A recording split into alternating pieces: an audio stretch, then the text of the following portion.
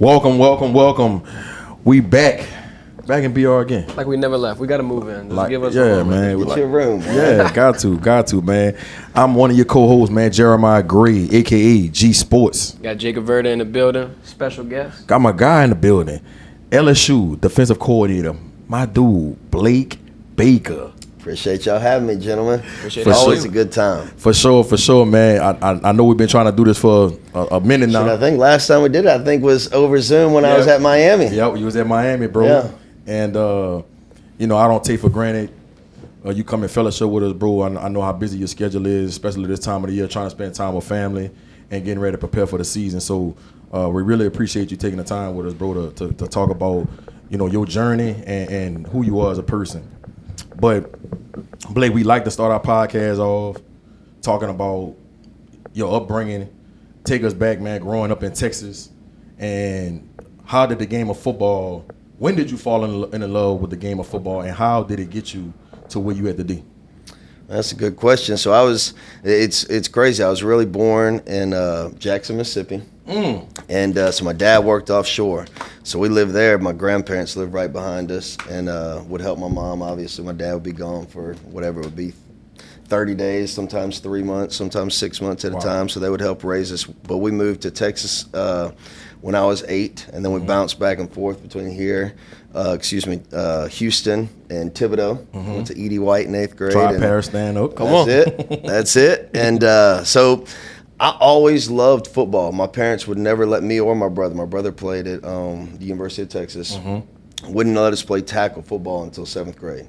Come on. And so, man, I vividly remember begging them every year, like, let me play. My best friends were playing. And so I grew up, actually, soccer was my first love. Really? Yep. And I always loved football, but I'd never, back then they didn't have flag football. For sure. At least where I came up from. And so finally got the chance in 7th grade. And at that time I was playing like travel soccer, and you kind of had to make a decision. It's like, you're going to keep doing this or you're going to give football a try. And it took me about 2 practices, and I said, hey, we're putting it all in on football. The game of football just teaches you so many lessons. But the one thing where I really think that kind of put me in the position to know that I wanted to coach was probably my high school coaches. They were very, very impactful in my life. Troy Aduttle, Daryl Warden, a couple guys that really helped raised me in a sense. You know what I mean? What high school you went to in Texas? Clear Lake High School. That's not the same high school as last guy to come out Drew of Brees, huh? No, he's Westlake. He's Austin. Okay. The last guy to come out of Clear Lake, Julian Humphrey. Okay, the corner at Georgia. Texas. Now he at A&M now. Okay. Yep, he's probably the last guy, Gotcha. big name guy that I'm trying to think of. But those 2 guys were very, very impactful in me wanting to coach. They kind of, like I said, helped raise me in a sense when I made a bonehead decision that, they really treated me like a son and would make sure that I knew what I did wrong and help correct it instead of just saying, hey, man, go run 1,000 gassers or you're off the team. Those guys really were really, really instrumental in my upbringing. And so I always knew I wanted to coach or do something with sports. But I think those guys kind of pointed me in the direction of wanting to coach. During your high school career, I saw you played linebacker, D-tackle, even halfback. Talk about that, and just do you think that playing halfback and getting all those yards kind of helps your defensive philosophy? You're in the mind of it? Yeah. I think, I look at it now because the game's just changed, right? But, I mean, I never wanted to come off the field. And so anytime I got a opportunity to play, I didn't care what position. I mean, they asked me to move to defensive tackle as a junior, which nowadays you probably couldn't do because of recruiting. It would have hurt your recruiting. But just being a team player and unselfish, they needed help at D-tackle, so we're going to go, make it happen there. But I just love the game of football, and it didn't matter what position that I played. And I know this sounds like a little bit of cliche, but like you want to do whatever helped the team. Where I think kids' mindset, I say kids, parents' mindsets now have infected kids where now it's about how can I get mine. I think back then it was more like how can I help the team, what can I do for my brothers, and you're always trying to form that as a coach. But no, I think it helped my mindset just because I think I had that mindset going into it. I hate saying like you can't cultivate it, but like I always say, man, you're either a dog or you're not. It's hard to coach a guy into being a dog. And so I kind of felt like I always had that chip on my shoulder underdog mindset. Let's talk about how you ended up at Tulane. You in Texas, and I know you had a lot of familiarity with Louisiana. Let's talk about your recruiting process and how did you end up at Tulane with Coach Selfo? Man, that's a great question because I use this really helped form my recruiting philosophy as well. But again, moved to defensive tackle as a junior. Recruiting back then was so much different. You really didn't get recruited until your senior year. Yeah, you know, you was getting letters. Exactly. Like when you got a handwritten letter, man, it was a big deal. That was like a letter from Jesus. You're like, man, look at this. Yeah, you know, for sure. But it was a very unique recruiting process. I was not I'm a 5'10". At the time, I think I was 215 pounds, linebacker. Like I said, kind of always a underdog, undersized mindset. But my brother, 2 years older, was super highly recruited. He's 6'5", like I said. His top two schools were actually LSU and Texas.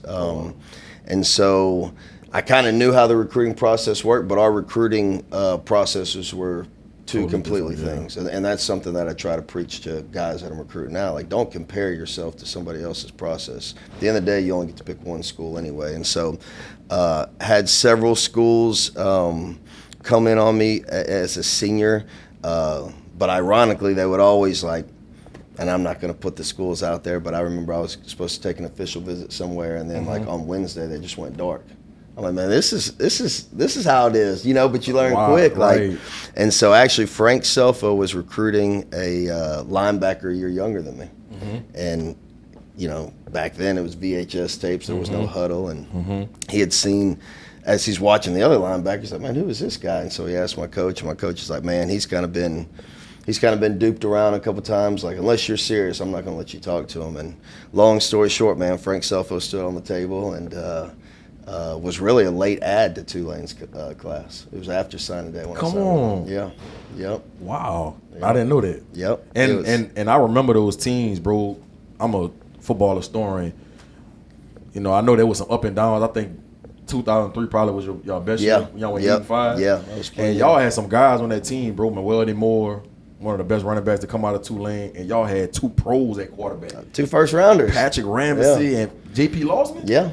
Roydell Williams was our wideout. I think he went third or fourth. A guy I went to high school with, he was older than me, Joey Dawson. Yeah. Oh, yeah. Safety. Yep. Yeah. And Brandon Spencer. Oh, that's my dude. Yeah. Y'all had some guys on that team. Now, with Lanarius Elpage was coaching Kennedy. Yep. I mean, we had dudes, and it just goes to show you, and I always say back then, Conference USA was elite, man. Yep. You had TCU, you had Memphis. Louisville. Southern Miss was good back then. Oh, yeah. Cincinnati. So it was a legit league, man. And so, but I always tell people, man, it's unique. There's not many people that can say they played with 2 first-round quarterbacks, and both good dudes, man. JP's actually, he just left. He was at Oklahoma as an analyst. JP Did not know that. Yeah, I saw him, talked to him after the game, and then Pat Ramsey's living up in Ruston. So when I was at Tech for 5 years, we'd go to the same church and bump into each other. So both good human beings too. How was that at practice going against them? Man, dudes. and Tell me they ain't prepared you for the spring, game. So Weldy, I don't know if y'all knew this. He was y'all remember the Ricky Williams played pro. So Weldy did that. Weldy played pro baseball, so you couldn't touch him. Because I think Weldy went to Bel Air High School. Yep. And so you couldn't touch him in the spring, which was a good thing. As a player, you're like, man, I want to get my licks. Now that I'm a coach, I'm like, man, that's brilliant. But I think it was built into his contract. But no, you had to bring it every day, man. And Bernard Robertson was an offensive lineman. I think went 5th round of the Bears.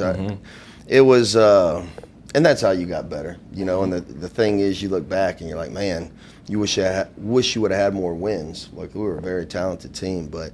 A collection of talent and a good group of guys, man. It was fun to play. And I bet you a big part why you probably was excited going to Tulane, because before you got there, that's when I know that was a different style with Tommy Bowden them. Yeah. But Sean Kingdom lit it up, bro. Yeah. They lit it up, bro. Went undefeated. Like, they really put Tulane on the map. Before that, Tulane was a joke. That's right. No, it was. I always tell you, my first year, So we used to do, back then you had freshman camp. So you had 3 days before the upperclassmen camp. We only had 13 dudes in my signing class. Damn. I remember by the time the upperclassmen came, I couldn't even feel my hamstrings. I'm like, and y'all got me out. We were doing 2 days with 13 guys, right? Wow. And we went away. So my first 2 years, we went to St. Paul's in Covington for a preseason camp. Right. Then my third year, we went to Southeastern before they had brought back their football team. Man, that first year, I think I called my mom every day, said, come get me. Man, if I had this was before the transfer portal. If I had $1 every time I heard it. Yep. And so and my parents said, if you feel this way after the second year, we'll entertain it.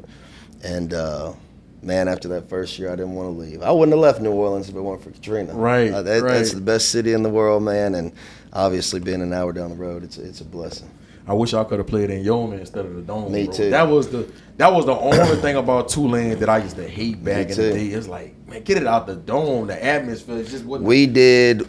We would have the homecoming game every year at Yeoman, or it's not Yeoman, excuse me, Tag Warmer, City Park. Yep. And I really wish. Now the locker room was about the size of this room, and the facility, but as far as like having a real college football atmosphere, you drive into City Park under the Oaks, people tailgating. It's set about probably what Yeoman sits, and that was the one game every year I looked forward to because it was a real college football experience. When you're recruited and you hear about the Dome, and you're like, man, you're going to play with the Saints. And, as a coach, until you start playing. Exactly. Like, and you can hear my mom, like it's at a high school game, like, get him, Blake. And I'm like, man, come on, we need more fans in here. So whoever made a decision to get it back to on campus, that was brilliant. The best decision he could have made, bro. I agree. I want to ask you this about the atmosphere in your playing days coming to Tiger Stadium. How different was it as a player versus now as a coach? It's a good question. I think as a player, you feed off of that. Okay. And as a coach, you probably feed off of a little bit, but you always have to be calm in a lot of ways. You can't let yourself get too hyped up into that. But I think it's similar in the fact that no different than when I coached at some smaller schools and the vibe of 20,000 people compared to 103,000 people, like. It doesn't matter what you're doing in life. Just like we were talking before we got on about the UFC fights. You go to a UFC fight sold out, the atmosphere, you're going to have a better experience than if you go to a UFC fight and it's half full and the card's not as good. But that's a good question. I've never really thought about it. But as a player, I felt like you were probably more engaged into it. You might talk a little shit back to the fans, you know what I mean? Whereas a coach, you kind of block all that out. For sure. Talk about your transition from as a player to becoming a coach. You started off coaching in high school first, right? I did, yep. So, and I always like to talk about this because a lot of kids that I mentor, they struggle with having an identity outside of the player. And they don't know what they want to do in their next life. They get depressed. They don't find purpose. And I know you say you wanted to be a coach since you was in high school, but still, after playing at Tulane, what gave you that jump start to say, all right, I'm about to start this journey. I know it's going to be a long road, but I'm about to get at it. Yeah, I think when you look back, there's a couple years in between my playing career and when I started coaching high school. And part of that was, to your point, like, let me figure out who I am, right? So, again, Katrina hit. I went back and was living with my parents, working at a hotel just because I thought I'd be back. I brought a duffel bag. I thought I'd be back in New Orleans right after the storm. Well, life throws you a curveball, and so I got a duffel bag, and it's like, no, you better hang out here a while. They're not letting people into New Orleans for X amount of time, and so just started off like, well, I got to do something. I can't just sit in my parents' house and be a bump on the log. So I worked at a hotel in downtown Houston. Cool experience too. It was Hotel Icon. I was actually working there during the All-Star weekend, so we had who's who. I remember I'm aging myself. I remember Bow Wow walking in, and Paris Hilton, and so it was a neat experience. But then I got into selling wine and beer for a couple of years. My brother had done it, and I enjoyed it, but I knew I wanted to coach. And so to answer your question, it took me a couple years, just I wanted to get away from it a little bit. Like when you've been going at it. Decompress. Yes. And I do think, I think if I didn't have that time in between, I don't know if I would have been maybe as passionate. Like it's like anything else, man. You don't realize how much you miss it. Yeah, until you're gone. So did that for a couple years, and then once I got into it, I'll be honest, like my goal was to be the head coach at Clear Lake High School. I didn't have necessarily a set goal like, hey, I want to get into college and do this and do this. It was always be where your feet are and be the best coach you can be. And I was fortunate after that first year, I got offered the GA job from Will Muschamp. He was recruiting a couple of guys that we had on our high school roster. And then working for him, man, you had no choice. Demanding. Yeah, and awesome. When I tell you Will Muschamp is one of the best human beings alive, but demanding, never demeaning. And, for sure. I think we're probably similar personality-wise now looking back at it. But, back then you had 2 GAs. There wasn't all this support staff and quality control. And it was different back then. So you had to figure everything out. Yeah. So if you didn't really thoroughly enjoy, there was nowhere to hide. Like you better figure out how to work the copy machine, the coffee machine. Cut the tapes. Everything. Cut the clips up. Laminate machine. I mean, the whole 9. And so, like, you really didn't have a choice. Like, if you weren't extremely passionate about it, you'd be run out of there in a heartbeat. So I truly enjoyed those 3 years as a GA. They weren't always fun. You was a GA for 3 years? 3 years. Yep. Yeah, and that was the max. So I am going into my 3rd year. Again, my 3rd year is when it was quality control back then. And I'm like, 3 years at a school and then you got to leave. And I'm like, man, I don't know what I'm going to do. And, I'm thinking about getting back into high school, but if you don't get a job, you got to figure something out. And Coach Brown called me in that 3rd year and said, look, if nothing works out, I'm going to at least make you quality control on special teams or defense, but you have a home here. So that kind of gave me some saving grace. But it happened that year. Brian Harsin was our offensive coordinator. He got the head job at Arkansas State. That was the guy that was at Auburn. Yes. Yeah. So before that, he was at Boise forever and ever. Got the OC job at Texas. And then I was very, very fortunate. He brought me as the safeties coach onto Arkansas State. And I say very fortunate. He didn't bring any other GA or analyst or quality control from that staff. And so I count my blessings and really, really grateful because who knows, again, I would have been it. But you never know, man. This job is 6 degrees of separation, man. And just, 1, the opportunity you get, 2, what you do with that opportunity, but then 3, timing. Like, you got to. Timing is everything. It's everything, man. And so I've been very, very fortunate from that standpoint. But I do want to ask you, Blake, because I know you deal with a ton of players. You have dealt with a ton of players over your career. Why do you think a lot of kids struggle with having an identity outside of the player? Because that's what they're identified as, usually from a very young age. It's usually, man, have you seen, I'll just use my name as arbitrary, like, have you seen Blake Baker at the little 7th grade running back at Terrebonne or wherever? Right. And so that's how they're always known. It's not like, hey, did you see he made Blake, straight A's on exactly last 9 weeks. Exactly how nice he is. So it kind of gets wrapped up into your DNA a little bit. So I think when you take all that away, I think kids struggle too sometimes, a lot of times from a mental health standpoint. Like, again, 7th grade to high school, you've been the man, and then you come to a place like this, and now you're first time you've ever in your entire life not been out there every single snap. First time that you're not maybe treated a little bit differently or catching some breaks, because now you're just like the other 85 guys on campus. So I think that's probably not just a football thing. I think that's probably across the board in different ways. But I think that's usually why, is because usually from a young age, they're identified as their name and how great of an athlete they are. I want to ask you about this too. You said you were similar to one of the coaches that you worked with. 1, who's the coach that you think you learned the most from? And then 2, how do you piece everything up from all the different stops you've been at and culminate it into what's your philosophy now? Yeah. I think personality-wise, I'm probably most like Will Muschamp.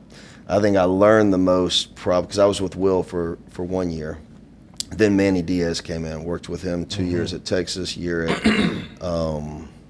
Louisiana Tech, and then Miami.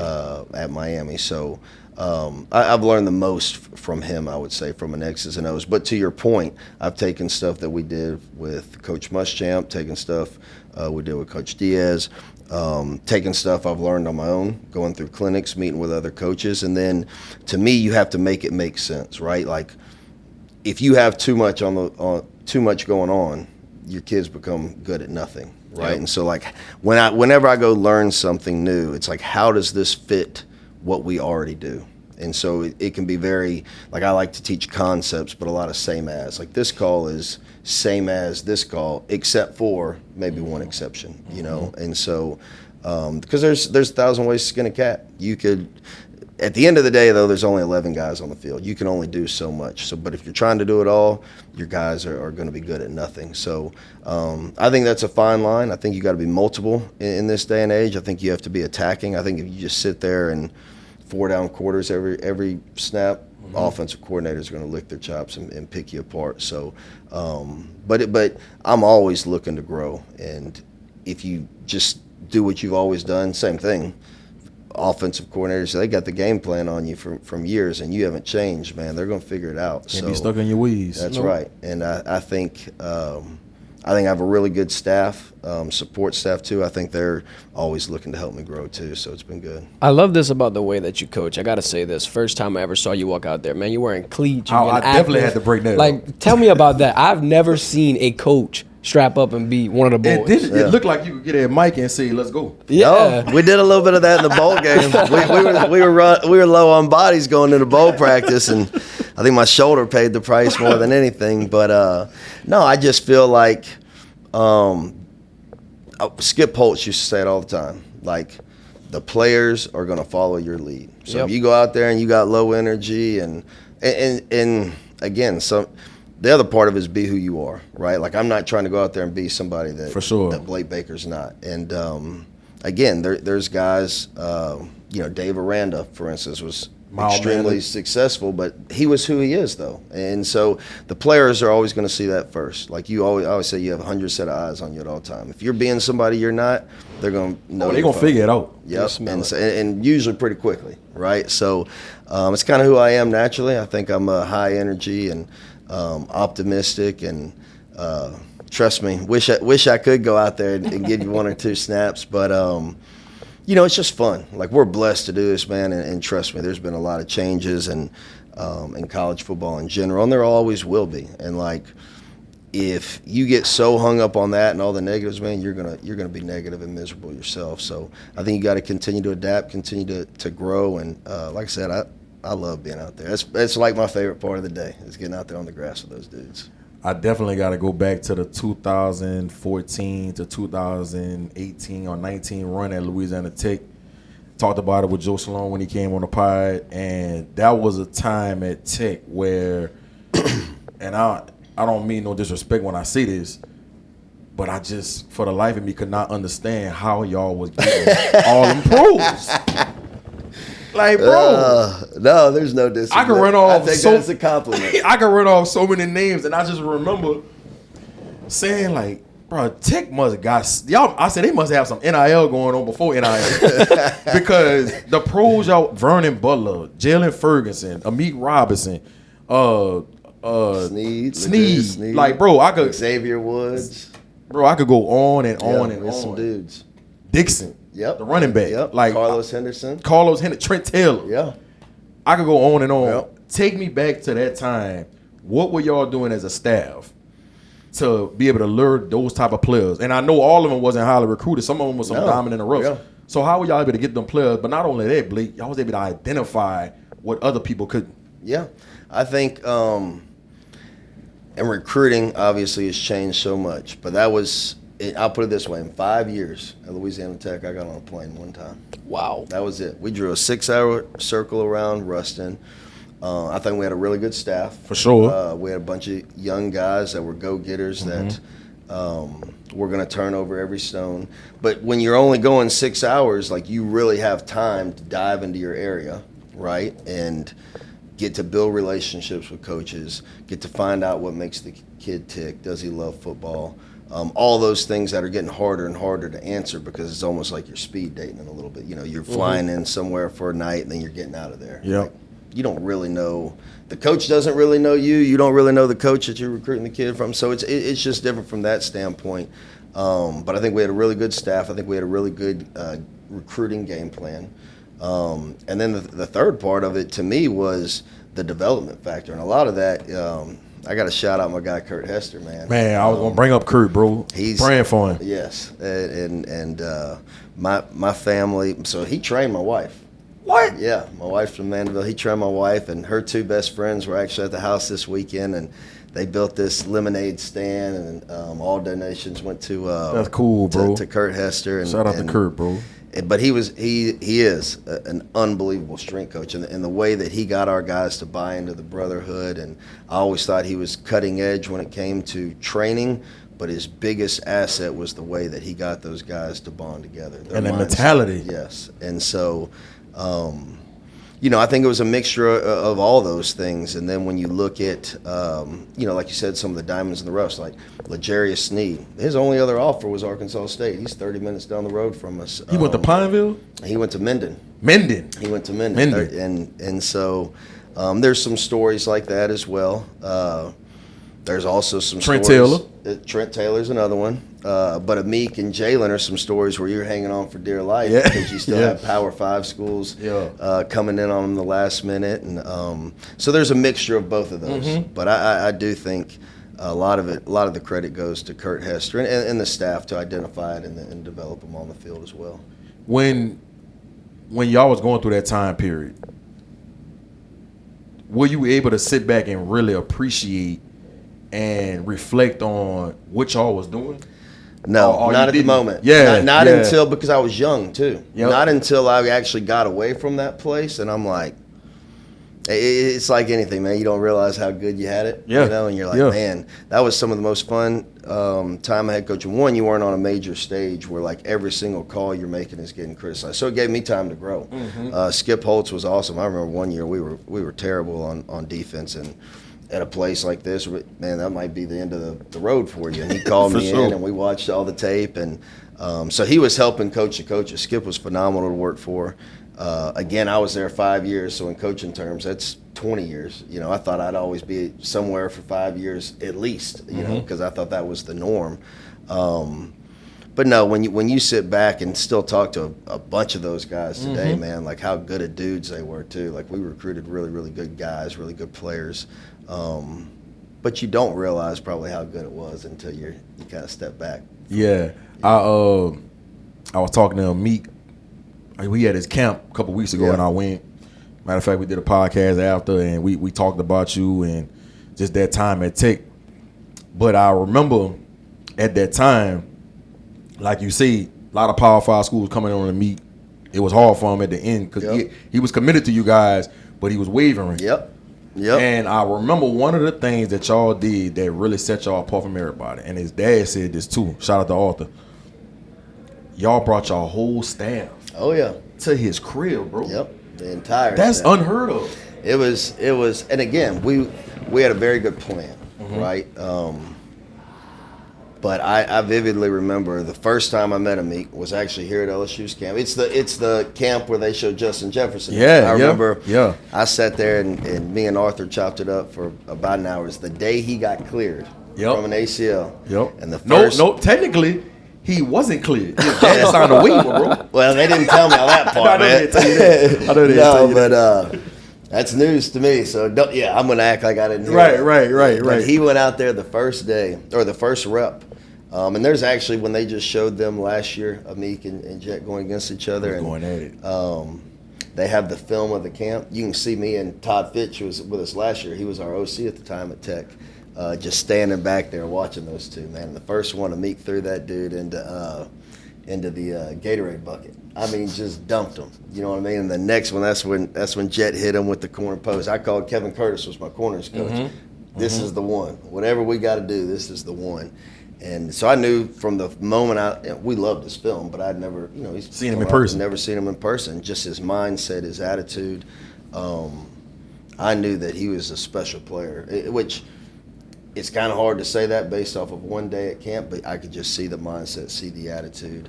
It was hard. People think it's crazy, but it was actually hard to leave for the Miami job because of I knew what we had coming back. Sneed was going to his senior year. Meek was going to his third. I mean, we had that was like I've been recruiting those guys for 5 years. Mm-hmm. This was the first time really you could sit there and say I sat in all their living rooms, recruited like this is everybody on this team is who I got to pick. So it was tough. It was really hard saying goodbye to those guys, man. But like I said, still stay in touch with them and love those dudes to death.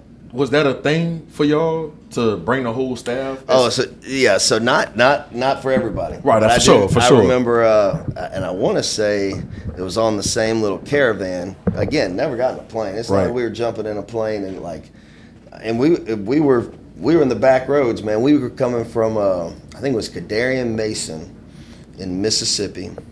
We caravanned all through these back roads, man, to no phone service. No phone service. We ended up beating, I think it was Kentucky on him. Okay. This is all the same year. Then the next day, or maybe that same day, we went to Lloyd Cushenberry's house. The offensive lineman. They came here, and he's had a hell of a career. But it was us in Mississippi State going into signing day, and then LSU called him the morning of. And he ended up going there, which obviously was a great decision for him. But went to his house and then went to a meet. So it was very few guys. It was our top dudes that we did that. Because you only have so much time in the day. Right. But no, he was one we couldn't miss out on. It was fun recruiting them. Yeah. Arthur, Miss Kima, they're good people, man. Yeah, they talk about that to this day. How y'all brought that whole staff down there. Can you talk about Jalen Ferguson, coaching him getting the sack record, and then when you knew you had something in him? Jalen is one of my favorite players that I've ever coached, and I don't say that just because obviously he's passed. When we talked earlier about having like that dog in you, mm-hmm. he had it in him, and I know some bigger schools didn't go on him. I think it was us in Missouri at the end because he was a little bit narrow. Mm-hmm. But man, it's same thing. Same thing I said. When I watched him, like his mindset, like the dude played every snap like it was his last snap he was ever going to play on this earth. So did I ever imagine he was going to be the all-time? I mean, they've been playing football a long time. Mm-hmm. I ever think he was going to be the all-time leader in NCAA sacks? I'd be lying if I said yes to that. But I know this. It made my job easy as a defensive coordinator. For sure. Especially on third down. It was rush 3. It didn't matter. It could be double teamed. He was going to win. You know what I mean? And him and Vernon Butler played on the same team, They right? did. Yeah. They did. Vernon was 2 years older, I believe. Yeah. We had I'm drawing a blank. Emmanuel Turner mm-hmm. on the opposite side of him. Mm-hmm.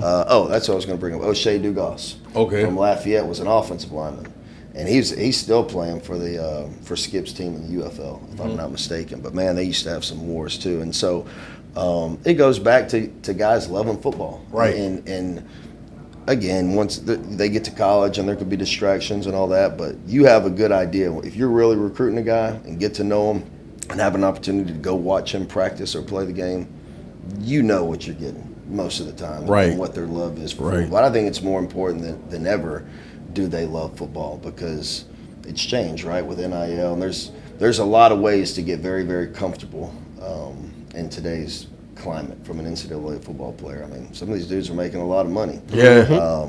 And I know this: when you're recruiting a guy and you see their passion for football, it's not going to change once they get a couple bucks in their pocket. I know Demone Clark has expressed publicly his relationship with you and how you played a big part to his development. So, and I know you was only here that 1 year, right? Yep. With Demone. Yep. But how were you able to make that much of an impact on him in such a short amount of time? Yeah, I think Demone. It's funny. I was just texting him on the way into the podcast. We still talk all the time, and I mean, he really is like a son to me. Mm-hmm. Love him to death. It was very unique coming in here, and this is why when I go into a place, I'll watch like 20 clips on a guy, but I really don't want to even hear anybody's opinion on him. Mm-hmm. And the reason I say that, when I came in here in 21. Everybody in this building, it didn't matter from head coach to janitor, told me Demone Clark can't play inside backer. Everybody. And I'm like, why do y'all say that? And they're like, well, he's really an edge. You know, he's 6'3", he's 248, but he can't necessarily process. He can't see it inside the box. And he wanted to play inside linebacker. And, you know, really what I did for Demone was two things. From a mental standpoint, was build his confidence back. I don't know how much he's expressed publicly, but he was really ready to quit football as a junior. He got benched as a junior, and he was really ready to hang up the pads. And then he let me know that early on. You know, so I knew confidence was going to be the first thing. Yep. Second thing was just building that relationship, right? He had to trust me. And I'm huge on trust and respect. I think it's one of the things that's one of our calling cards on defense. And it's got to work player to player, coach to player, coach to coach. Like we all have to trust and respect. And sometimes that takes time. And then the third thing I did was really just peel back the simplicity of the game. All right, we're going to start here. This is our alignment. This is our stance. This is our key. Don't worry about anything else. Where do you line up? What's our stance, and who are we looking at? Now, what's the key telling you to do? And so I really went back and scaled it back. The real fundamentals. The fundamentals. So that was really what spring was about. Then once we got into fall camp, and Demone is the most meticulous note taker you've ever seen in your life. Like I had him send me a picture of his notes so I can show my guys in fall camp. I mean, it's pristine handwriting, different color highlight. I mean, it's unbelievable. Never seen anything like it. So he has a passion for the game. But really what I did once we got into the season, okay, this is how we're going to break down each opponent, you know, whether it be backfield set. And so we started from there. Then we went into offensive lineman stances. I really just kept building on, making sure that he could absorb what I was giving him first. Don't overload him. Once he absorbed it, then it was kind of go to the next cheat code. And physically, he's a freak. Yeah, you know? for sure. He got the physical tools. And mentally is too. He just needed that confidence, and he needed to learn how. Like everything that I was teaching him, he's like, man, coach, I had no idea. Like it was almost like he was starting over. Yeah, almost like he's starting over. Exactly. So, but that's a short amount of time, bro. Yeah, and like, especially at Mike. I mean, people that probably watching the podcast, I don't know if you know this, but that's the quarterback of the defense, and usually it take guys 2 years, sometimes 3 years to kind of figure it out, bro. See it, yeah. And it just now the other part of it is he's a workhorse. Gotcha. Like so what I mean by that is he never missed a rep. Like he's you know, extremely durable. I don't know how many reps he didn't play during that season. Like most guys say game 75 plays. You want to go usually about 50-25 ratio, right? 2-to-1. And you know, some of it had to do with the lack of depth we had behind him. But the other part was the dude was a machine. Yeah. He didn't get hurt. He could run all day. And so when you start building reps on reps on reps on reps and not missing any, it probably expedited his learning curve. Gotcha. Talk about some of the lessons you learned and then how you're able to evolve with the modern game changing. And, you know, we were talking about players changing, the relationships changing. Like, how do you move with that so you can stay current with the times? Yeah, that's a really good question. I think to answer your second part, I'll start there. The relationship, regardless of NIL or the relationship with the players hasn't changed. Players have really not changed. A lot of times the people around him has changed. Yeah. But if you just keep it 100 with the player, and I'm big on that, like I said, trust and respect, like be very transparent. Coach Kelly always uses the term demanding, not demeaning. I think that's maybe where it's changed, where players, the biggest change I've seen of players in the last 15 years of doing it is now they want to know the why. You know, like when we were coming up, it was like, hey, Blake, like run through the A-gap. Yes, sir. Yeah, for sure. And now it's like, why? Which, again, I like teaching concepts anyway, so that doesn't bother me. But they do want to know the why. And then the second thing is, and it might have always been like this. Obviously, I wouldn't have coached 20 years ago, but knowing what buttons to push with a guy. Like some guys, you can jump them, and they're going to say yes, sir, and they're going to come back and practice their ass off. Yep. Where another kid might tank it after that. So that might be, it might have been everybody used to say yes, sir, every single time, where that maybe is a change. But the players in themselves, and I tell guys, I don't want to know how much I don't really care. It's not going to determine who plays on the field. Like, so I don't let that affect me as a coach, right? I don't say, oh, well, he's getting paid the most. We got to make sure he's getting his reps. Like that's never going to happen under my watch. And Coach Kelly has the same philosophy. And then the second part of the question is evolving, like, as far as the game. Like I said, you have to constantly learn. And in the rules, it is what it is. They keep favoring the offense. Like, they're coming out now, we can't stem on defense. And when they sub, we have to sub with pace this year. A couple rule changes this year that, again, is going to help the offense, which, again, you can sit there and complain about it, or you can figure out how to adapt and how to evolve with it.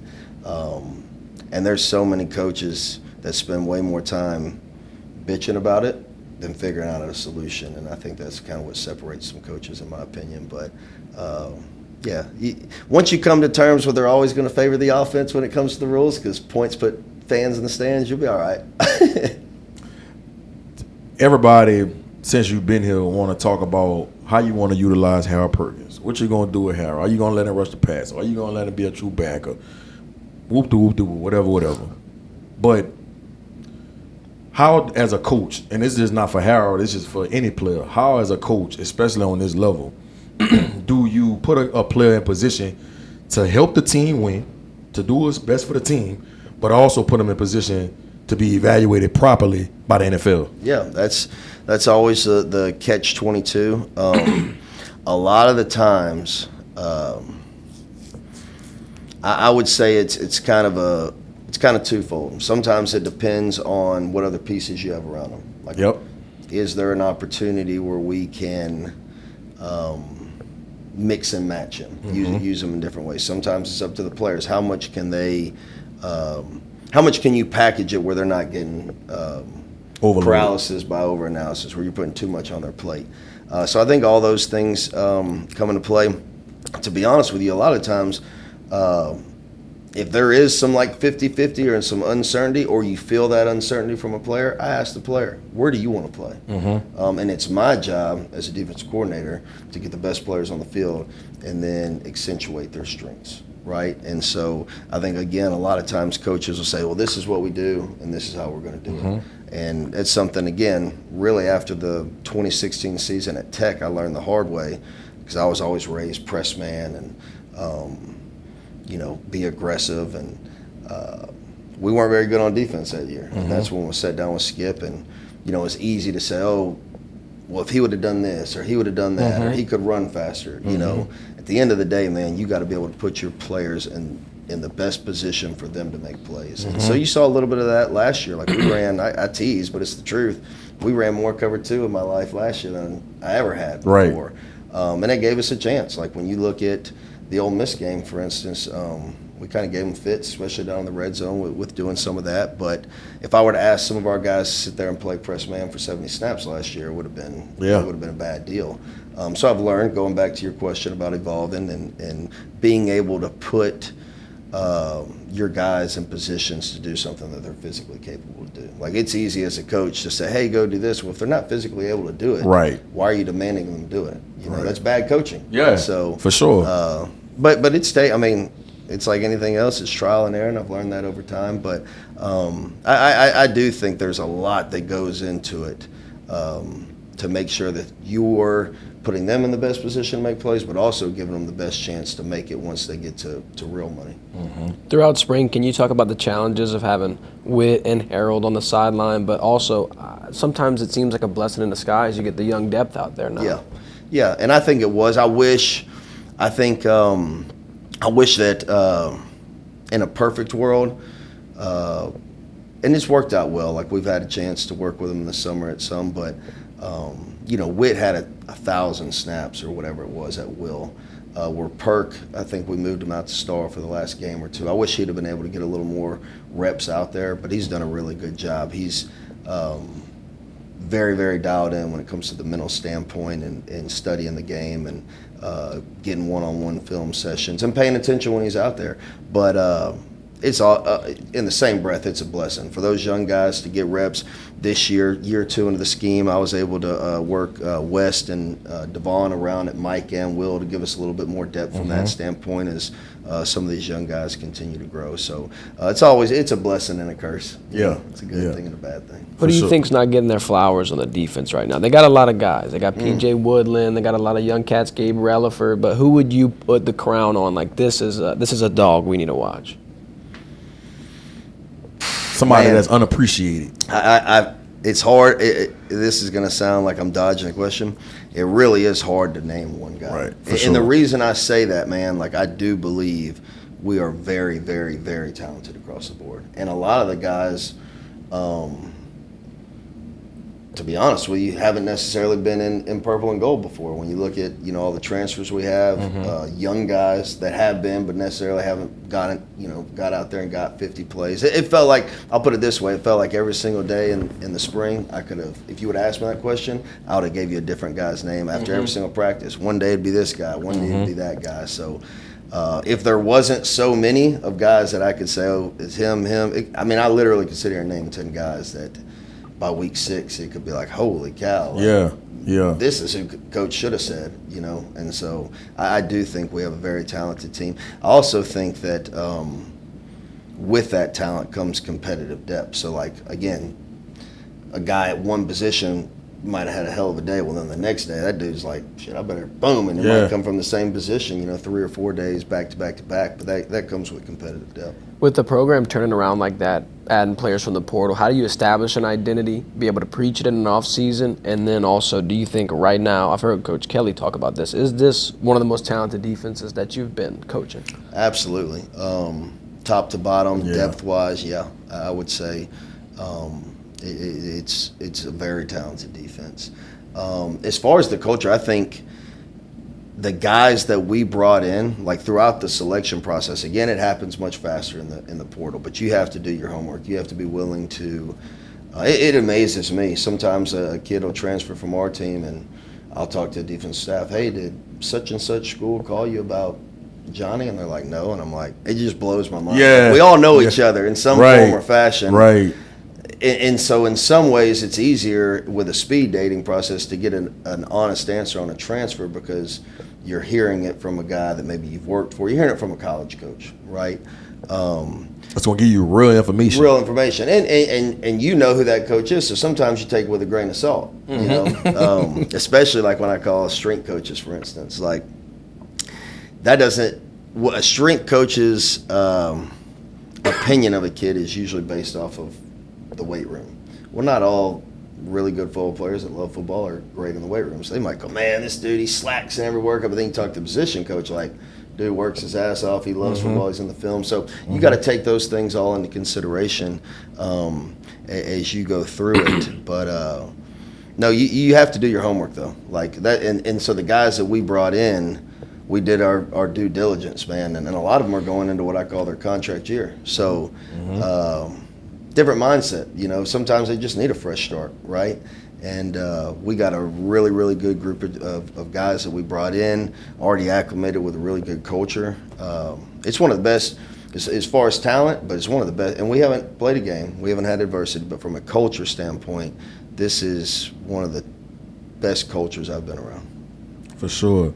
Man, talk about you and Coach Hank coaching your son's flag football team. How much fun that's been. The Bengals, huh? Yes. Who came up with that name? So they, it's through NFL flag. Okay, so y'all didn't come up with the name. So what they did, though, because we played over there at Traction, and so what they did is every team, I think there was like, I don't remember how many teams, 12 teams or something, but they all basically had former LSU players, like the Commanders of the team, the Vikings. Okay, I got you. Because kids obviously in the community, they want to be Burrow and Jet, and Gotcha. so that's how they kind of, because they didn't have 32 teams playing in the league, so that's kind of how they picked it.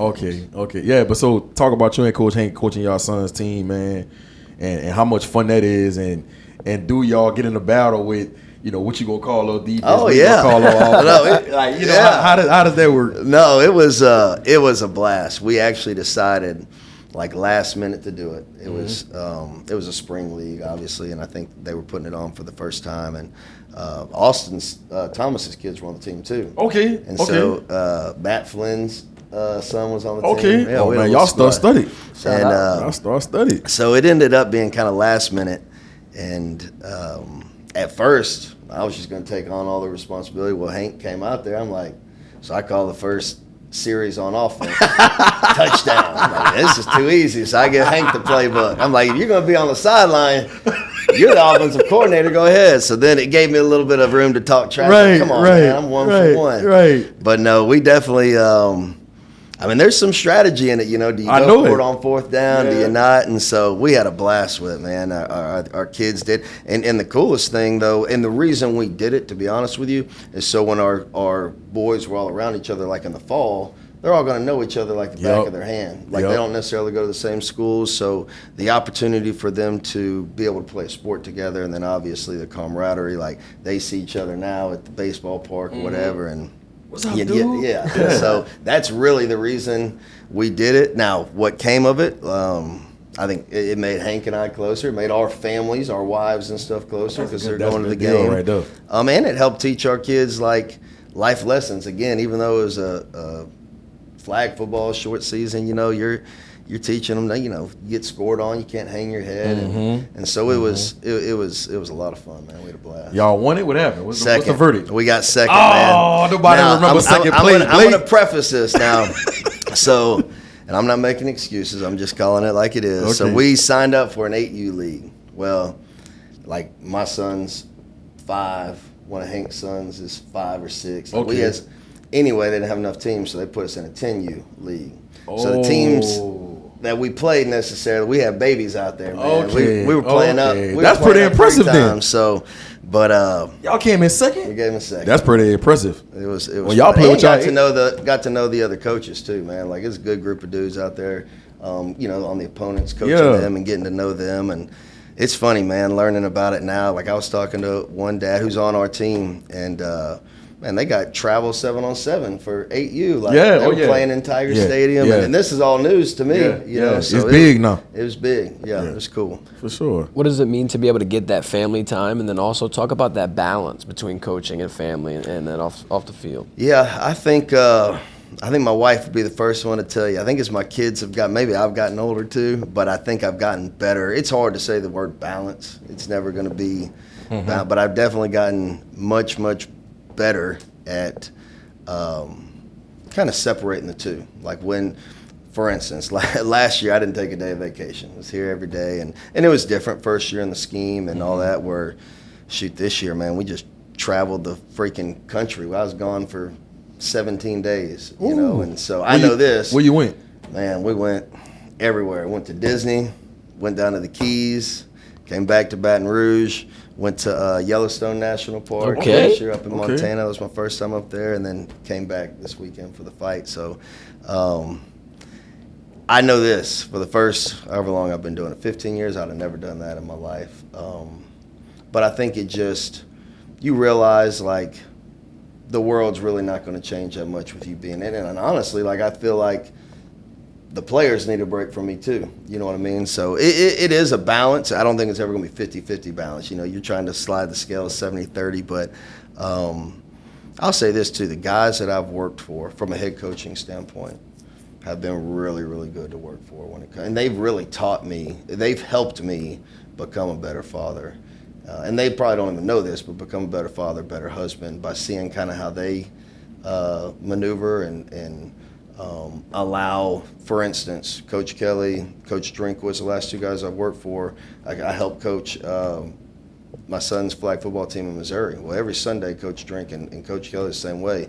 They'll move around meetings for me. They're like, man, you're not missing your son's flag football That's game. what's up. And so a lot of coaches out there aren't like that, you know, so I credit those guys. And again, they probably don't even realize how big of an impact they've made on my life from that standpoint. But I've definitely gotten better at it. I don't have it all figured out. I never will. But you realize kind of what's important is, I think as you get older, you realize you'll never get those moments back. And you hear all that stuff, but when you see, man, your kid go from a 2-year-old to an 8-year-old, and it's in the blink of an eye, you're like, man, you better hang on to those moments when you get a chance. So I think hearing you say that is making me reflect back on my path, because when finding a partner, because I'm a hard worker, I'm very ambitious, I'm very tied into what I do heavily.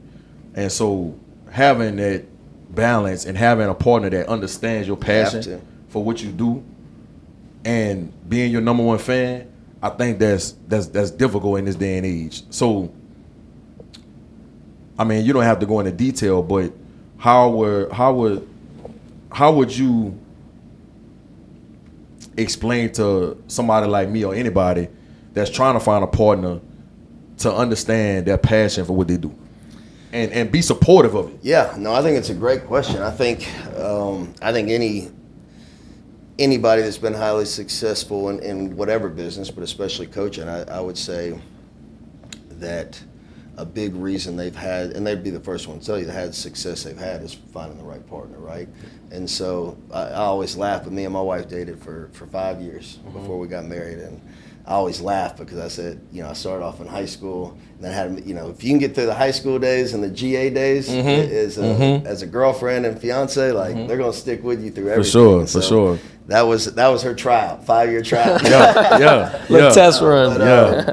But, I do believe, man, like if you're, and it also helps. She played soccer here at LSU, so she was a. She understands. Athlete. She understood to an extent. Now, the hardest thing I thought would be the hardest thing for her. Like, she grew up in Mandeville. Her father was a Fontainebleau State Park ranger. Like, she never moved. She moved. I think she was born in Minden, moved when she was 1 or 2, and then lived in Mandeville. So I thought that would be one of the hardest things. Is like, bouncing around this profession, right? And man, she's been awesome about it. But as far as like the time and the passion, and I think she understood that part of it because she was a former athlete herself. So, but not that that's the end all be all. I just think it helped her from that standpoint. But I think it takes a special woman to be able to understand that what I was doing this whole time was to ultimately pay off in the long run. And so, I think it just takes a woman's understanding of that. For there's sure. Going to be some, it's difficult, bro. Yeah, there's going to be some hard times in there, especially when you're not making any money, man. Like, that's why I always tease and say that was her tryout. Like, I remember, man, I like to deer hunt. We didn't have any. I ended up taking a $10,000 loan out just to GA in Austin. Like, you ain't getting paid back then. You got paid what the players got paid. You're trying to do it. You got, my wife was teaching school at the time. But anyway, so shoot this deer. We ate deer meat for 6 straight months. There was a while we couldn't even, we had these deer steaks, man. We're trying to figure out any way possible to marinate it so it doesn't taste like deer again. Like, we're putting Dr. Pepper in there one time. And I always go back on those times, like, we could make it through that, man. We can make it through anything. So it's been a ride. She's definitely my rock. That's what's up, bro. I like that. Can you talk about coming back to LSU and when you knew it was the right fit? And me and G, whenever the search was going on, we talked about you as honestly the perfect candidate. For sure. Because you got the Louisiana ties, you had the success at Mizzou. Just talk about that journey and when you knew, like, all right, this is the spot for me. Yeah, so, when I was here in 21 and Coach Kelly came in, he was awesome to me. For that month we were together, very transparent on where I stood, because I let him know from the get-go, like, I don't want to leave. Like, we just got here. Again, this is home for us. Regardless of my role, I'd rather not leave. And he was awesome throughout the entire process. And I understood it's a business, and so there was no hard feelings. It's the one thing I always get is like, man, you going back and working for someone that let you? I said, he didn't fire me. I never really worked for him. That's just part of the process of a new coaching staff coming in. My wife's grandma, she was one of the worst. She's like, well, I got to get some more LSU stuff. So what happened to the stuff I gave you? She said, I burned it. I said, oh, Lord. So it shows you the passion of these fans down here too, right? Right. But when I went to Missouri, and again, Coach Drinkwitz is one of my best friends in the business, and as we started having success, obviously your name starts getting circulated a little bit, and there was only a couple jobs I'd tell him I'd even listen to, and even when that happened, to be brutally honest, man, that was probably the roughest 72 hours of my time there was sitting down with my family, because we did enjoy it so much there. We enjoyed working for Coach Drinkwitz and the job that we had done in a short period of time. Yeah, y'all was having some success, bro. I appreciate it. But at the end of the day, this is home. This is where we've always wanted to be.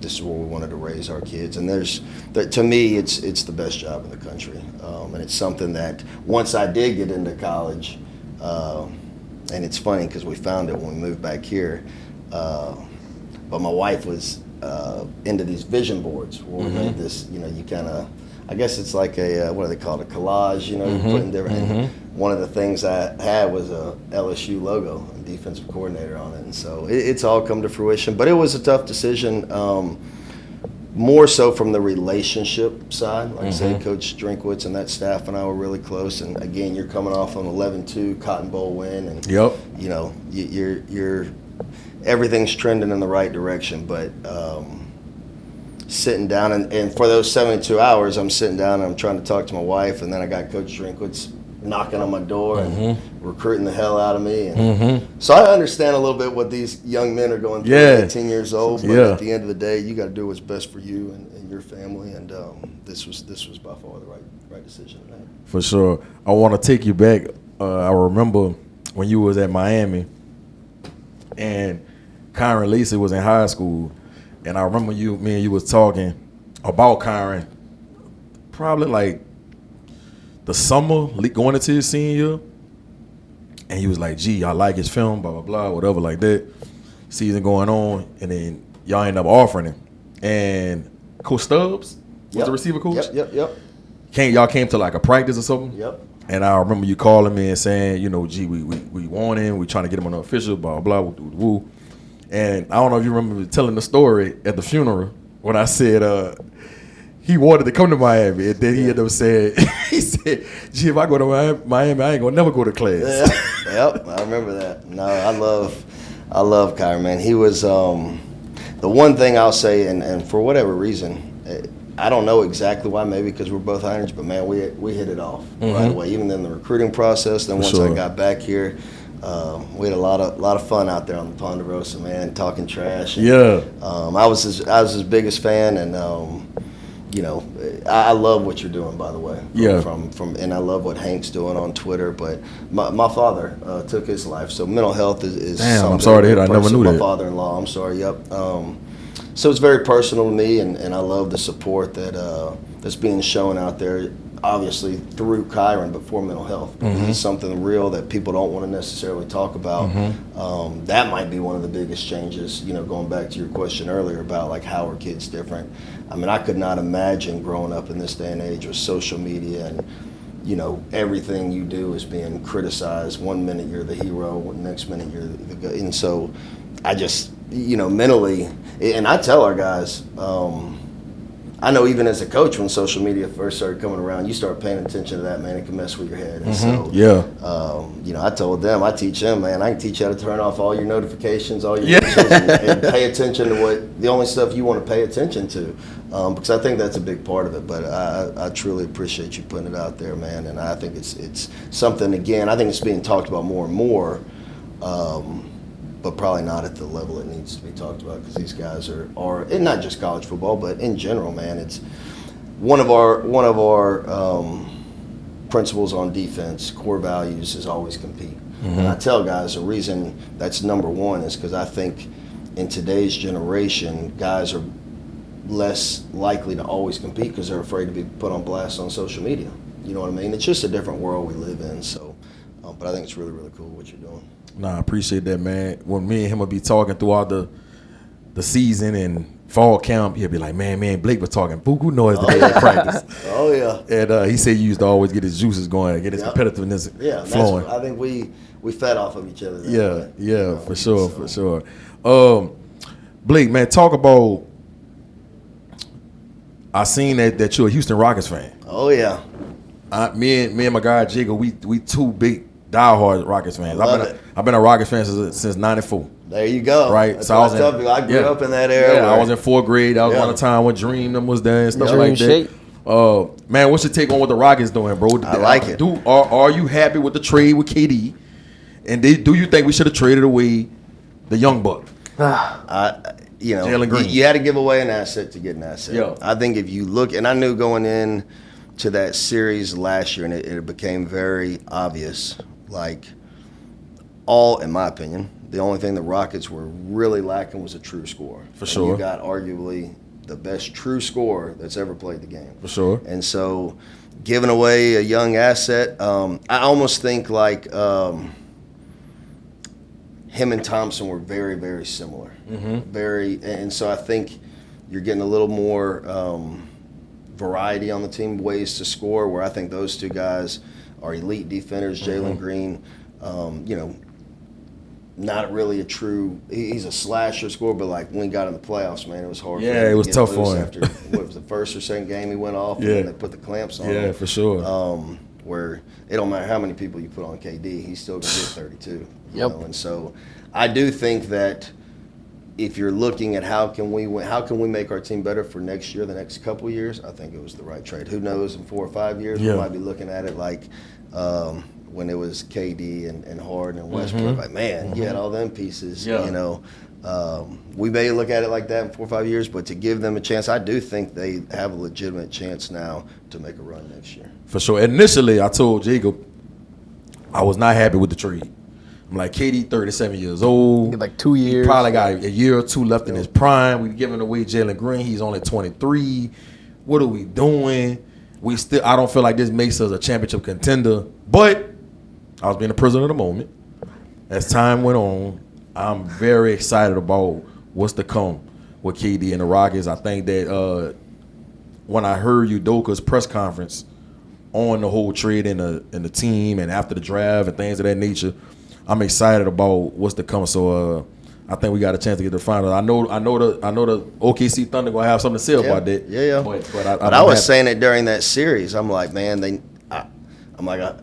and I had no idea this was gonna. I knew that he was thinking about or I thought we was gonna asking get about Giannis. trading. Yeah. I thought we was gonna get Giannis. See, but I even feel like KD is a better fit for right now. Yeah, for right 'Cause now. he can Yeah, score. for right now, Like, for sure. Giannis is going to be a better Yeah, long term. Jalen Green and long term, but like I think if you want a true score, and that's what I kept saying in their playoff series, like, man, we're not going to win because when he gets how many games in the fourth quarter were neck and neck, and then they would pull away because we couldn't score. Yep. You know? That's what happened in the Golden State series. That's right. And so during that series, I'm saying, man, like the Rock, until they get a true score, we're going to be one and done. I'm interested to see how they guard that point guard position, though, especially in that division. You got Ja Morant, you got Shea. The Pelicans got DeJounte Murray. Like, hey, that's the only worry. I am hyped for Kevin Durant, but I think Van Fleet gonna be all right. I think he's gonna be all right. I like him, man. He a gritty veteran. He's a champion. Yep. And They got a good mixture of Steven Adams, Durant, like dudes that have won. Yep. Older guys, and then the young bucks. But yeah, I mean, they probably, and maybe they do have another defensive stopper out there. But Thompson to me is going to be. Oh yeah. I'm glad we didn't lose him. No, Yeah, that's you couldn't have untouchable. lost them both. Yeah, no, You would have lost absolutely them both. You'd have not. been in trouble. But you're still going to need somebody to switch on pick and rolls and stuff For like sure. that. So. For sure. Last thing I want to ask you, bro. I know we talked about him a little bit. Kurt Hester, he's dealing with cancer. I know y'all spent some time with him over there at Louisiana Tech. A ton of players that I know that was at Tech and at Tulane and even at Houston right now gives him a ton of credit for the way he has poured into them, how hard he is on them, how he has changed their mental makeup, and has played just a vital role into how they've progressed, not only as a person, but as a football player too. Talk about Kurt Hester, man, and y'all relationship and how you've been dealing with him having cancer right now, bro. Yeah, Kurt and I are extremely close, and I think one thing that I definitely needed to just in general, like, everybody deals with things differently. Like, one thing that I always kind of I need to do better at, like, and reached out to him as soon as I found out. But just and that's why, again, going back to Kyron, but I got to do a better job of constantly checking up on my people in general, right? Right. But as far as a human being, as far as a man, as far as a strength coach, he's as good as I've ever been around. Right. I keep referring back to that 2016 year. We weren't on very good on defense, and I remember I think might have been the conference championship or something, but we gave up like 50 to 50. I mean, we were just not very good. Something crazy. You know, and everybody, walks around the office and looks at you like you got leprosy. You know what I mean? Like everybody's, man, this dude, he came, gave me a hug, and the next thing I know, he's written a little letter with a quote in it and kind of hid it in one of my folders where I didn't see it for 2 months. You know Come what I mean? on. And I think that's how he kind of wanted it. You saw it when you needed it. Yeah, and that's exactly right. And he's as good as it gets, man. And again, the one thing that really stands out is you can see how impactful he was by not only all the players that reach out to him social media, all the coaches, all the fellow strength coaches that necessarily haven't even worked with him. He's made an impact in a lot of different ways, man, and he'll beat it. Yeah. He'll beat it. If there's anybody that can beat it, it's him, man. Man, I saw him squatting the other day. No, he's built Like, different, man. This man. dude real crazy. He's built different. Like but that's where like you even see guys messaging him, DMing him or tweeting at him like everything that he preached, he's doing. You know what I mean? Like, Yep. The mentality and like, so it's not just lip service. And players could feel that long before. Obviously, he's been diagnosed with cancer. So For sure. Before we end the podcast, we gotta go through Blake's favorites. Here we go, rapid fire. all right, Favorite football player of all time. Zach Thomas. Ooh, Miami Dolphins with the neck collar. I like it. I like undersized too. That was my idol. So you can relate. That's it. Gotcha. What, you went to Texas Tech? Texas Tech. Gotcha. What you know what high school you went to? Oh, that I do not know. Okay. I thought you might have knew that. Favorite movie of all time. Oof. Movies it depends on my mood a lot of the time. Now I will say this: there's very few movies I've ever watched twice. Like for whatever reason I like, but favorite movie of all time, man, I could go in a lot of different directions. I'm gonna go Blow. Blow. That's what Johnny Depp. Johnny Depp. Yep. Okay, that's a good one. Why I ain't seen that in a long No, time. yeah, nobody ever says That's that. a That's why I wanted to classic. think outside the box. That's a that came out with like 90. Oh God, don't age me. Yeah, 96. Showing my Probably. age right now. Yep. All right. Favorite sneaker all time growing up. Sneaker? Yeah. Oh man, the foam posits. Oh, yeah. Shout out Yeah. Penny. I think when I was Bro. a junior in high school, man, I had the blue. I think all they had back then was blue. I couldn't afford them. Yeah, me either. My man. mom ain't want to buy them. Yeah, me either. They was higher than Jordans. Oh yeah, they were 200. Yeah, at like the time. 230, bro. Yeah. I'm like, how the hell they They going? still like that. Yeah, Yeah. bro. I'm like, my mama never wanted to buy me no phones, bro. Yeah. That's a good one. Phones. Yeah. Favorite place to eat. Oh. Now you're, man, anywhere in the world. Anywhere in the world. I mean, you can't go wrong anywhere in Louisiana for sure. No, I know. I always say this, and maybe it's changed a little bit, but if I was on my deathbed, I always say, give me the Houston's ribs with a loaded baked potato. But I don't know if that's my favorite place in the world to eat, but that's That's a good one, though. That's probably my favorite meal. Man, I don't know. I was just in New Orleans too. That's because Too my many. mind goes to New Orleans. There's Yeah, some restaurant yeah. in New Orleans like Crescent City Steakhouse. Uh-huh. It's one of the under the cover, I should say, under the Yep. radar. Gino's here in Baton Rouge. That was me and my wife's first date. For real? Yeah, I've that's never been to fun. Geno's. Oh man, you got to go. For real? Gino's a good. Tell me dude, what the too. order. Man, I'm a little, but I kind of listen to whatever the specials are. 'Cause I Okay. figure if they're doing it right. Never go wrong at any Italian. We can go Ville Parmesan, but Gotcha. they'll like, Ville Gotcha. Parmesan. That's what you're getting here. Yeah. Yeah. All right. Favorite artist to listen to. Wayne, vintage Wayne. Vintage Wayne. There you go. You gotta Yeah. you gotta emphasize vintage. 'Cause I Yeah. don't know what he's doing right now. Me either. Wayne been tripping. Why did he not sing when he walked out with Dustin? What do you I think don't about know. I looked online too to see if it was like him or I don't know. I'm just. Wayne might have forgot. that? He was I just, know. oh my God. I'm hurt right now, man. Wayne might I'm they might hurt have right told now. Wayne, you know you were supposed to. I just want to know who's advising. Yeah. Who's passing got a them bunch- songs and saying like, put that on? He got a bunch of yes men around him. Yeah. He got to get back. Playing. He need to get back with Baby. Yeah, no, he does. Baby was steering you in the right direction. No question. I don't Baby know. and Manny Fresh, man. Just put them all back in the lab and see what comes out. But Yeah. Slide this one in there. Favorite UFC fighter. Okay. Bo Baker. Oh yeah. Yeah. Ah. Well, obviously, Poirier, being from Louisiana. Shout out Diamond. It's hard to go against John Bones Jones. Come on. He's the Yep. baddest man alive. Never of all lost. time. That don't count. That disqualification No, it don't count. He's never undefeated in my lost. eyes. He's a bad man. So that's probably a cliche answer, but I ain't never seen anything. Nah, it ain't cliche. Right. That's facts. Favorite coach of all time that made the most impact on you, no matter what level.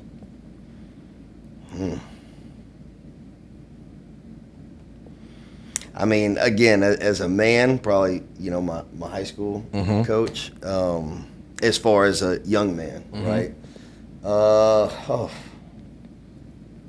Like I said, man, I've worked for some really good head coach. I mean, they've all impacted me in a little bit different. Biggest impact, I'd say Troy Addo, who's my high school coach. But every head coach, even it doesn't even have to be a head coach, man. I've always tried to take a little bit from each coach I've worked for. And they've all been the interesting thing about my career is I've been on the front end with head coaches, or I've been on the back end. Like Mac Brown was kind of near the back end. Yep. Brian Harsin, first year. Yep. Then I go to Skip, who was a little bit on the back end. Yep. Then I go to Manny Diaz, first year. Yep.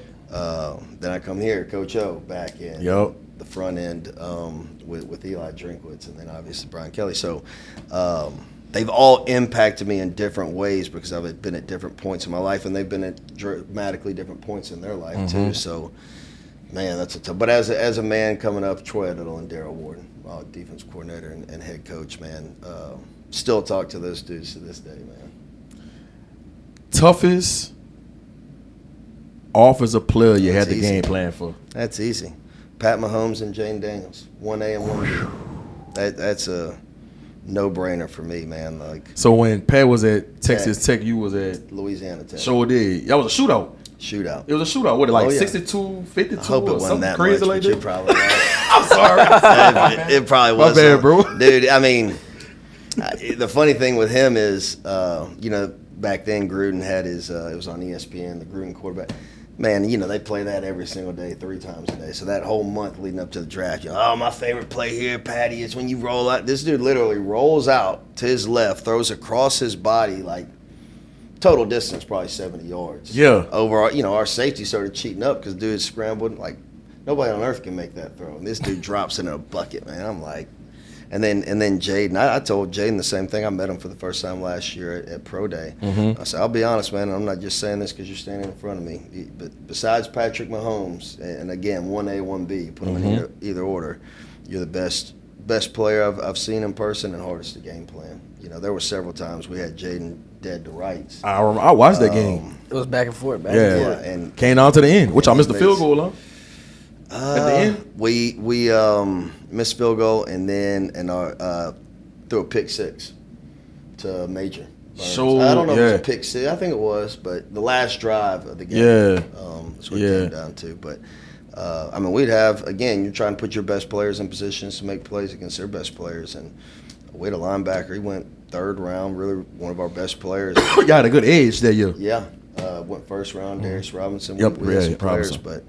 but he's tough, man. It didn't surprise me at all what he's doing in the NFL. When you was game planning for Patrick Mahomes, and then you went against him, did you have an idea like this dude gonna be Yes, a guy in the I NFL? was shocked he went 10th overall. Yeah. Just like I was shocked Jaden didn't go 1. Right. Again, it kind of goes back to when a kid enters the portal, and you're like, man, did anybody reach out to you? And same thing, like, I'll talk to other coordinators that maybe Jaden or Pat play that year, like, did any NFL, scout or executive reach out to you and just ask you that question? Who's the best player you went against? No, and you're like, I don't get it, but yeah. Yeah, I knew Pat Mahomes had to be the real deal when Sean Payton flew to Lubbock Yep. to work him out privately. And Sean Payton said he had never done that for a quarterback. Yeah, he's special, man. He's one of those guys too. Like Jaden looks fast. You know, Patrick Mahomes is always just fast enough. So like that's what kind of threw me off a little bit. Like, oh, we can get to him like some way, somehow, and you see it again in the NFL. Like, dude, somehow, some way, it's just always fast enough to either get the first down or get the ball off, or he's got that it about him. For sure. If you wasn't coaching football, what would Blake Baker be doing with his life? Oof. I'd be doing this in some type of capacity. I'd be involved in sports. Like my mom always thought I'd be an agent. I just love sports. I was one of those kids like growing up. Again, back then they played the same sports center like 6 a.m., 7 a.m., 8 a.m. I did the same thing. And I'd watch the same sports. My mom would be same like, highlights going my mom, we would regurgitate it. She'd be in the kitchen or whatever, and she's like, do you ever get sick? And I'm like, nope. Like, I love sports. So it would be something in sports. I don't know exactly what it would be. You look like an athletic director. Something in sports. I take it. I can see you being over a program and making sure, look, the soccer team, we're not doing this right. We need to make sure we coming in at 6 a.m. during the summer. We got to get this program rolling. I love it. I can see you just having an impact on esports, softball, baseball. It don't matter. Appreciate it. I would do something with sports for sure. That'd be a good job. For sure. Man, I when I was driving down here, man, I was just thinking back the first time I met you. I don't know if you remember. Ellender High School. Yep. And Jordan was working there. Jordan Osmo was working there. And Jordan couldn't get out of class. And he was like, Blake, at the back door, I need somebody to open it for him. And I remember walking through the gym, opening the door for you. That was my first time meeting you. Yep. And we all sat in the office. I think you spent too much time there. No, we spent we didn't end up getting Tay, but we spent. You came to recruit the Dontavian Morton. Yeah, and but man, it's funny. Again, going back to timing and obviously still talk to you and Jordan a ton to this day, man. But to think back, I mean, that was probably, I don't know. That was 2017? Yeah, 8 years ago, something like that. And you just never know where this profession is going to take you, but. It is funny to think like that's because I vividly remember it too. Yeah. I remember you had a big binder. Like, God damn, you go with that Blake? Yep. That's what I mean. When you had going back to like the 6 hour, like you could be thorough, man. Like you would make sure you knew the ins, the outs, and you still have to do that. It's just it's more difficult. Yeah. And you're not going to be able to find the diamonds in the rough. Yeah, and I bring that up, bro, because I always talk to people about treating people the right way, making sure you have a good first impression on somebody. Because me and Amik and his dad and his mom and his family, like, we super close. And I remember in that recruiting process, your name came up, and I remember saying this, and anybody that was in that room could vouch for this. I say, look, I don't know Blake personally. But the first time I met him and I sat down and talked to him, I like him. And I feel like I got to give a discernment. My grandmother told me that when I was 12 years old. I was like, man, he seemed like a good dude, genuine dude. He ain't just coming there just trying to fast talk us and get out of there. Like, he really spent time trying to get to know us and asking real questions, trying to get real information. He a real good dude. Now, I'm not saying that's the reason why he can't but I appreciate it. But I'm just saying, like, I just remember having that conversation, and you never know the kind of impact you have on a person just by that first time you meet. That's exactly right. You never know where you're going to cross paths with them again. So you never know. That's what I always tell my kids. Like before I leave, that's what I always say, man. Remember the golden rule: treat people the way you want to be treated. It's amazing how far that'll get you in life, man. For sure. Going right by people, and even if it never does cross paths, I still believe it's just the right way to live. It's going to affect how your whole day goes. For sure. Like I said at the beginning of the podcast, bro, I really, really appreciate you coming and take the time to fellowship with us, man. I don't take it for granted, man. You the defensive coordinator at LSU. We got to do it more often, man. You know what I'm saying? Good. Yeah, man. I always enjoy talking to you. It's always love when I see you. We're going to call this The Path with Coach Blake Baker. All right. That's what's all around the building. I love it. It's the motto. Yeah, and we definitely got to get you on in the near future, man. Good luck to you this season, man. I know y'all going to knock it out the park. And go Tigers. Go Tigers. Thank y'all for having me. Appreciate it. Thank you, Coach. This Jeremiah Gray, a.k.a. G-Sportz. Got Jacob Vernon right here. Signing out. Come on. That was cool, man. That was a good one, man. Oh, yeah.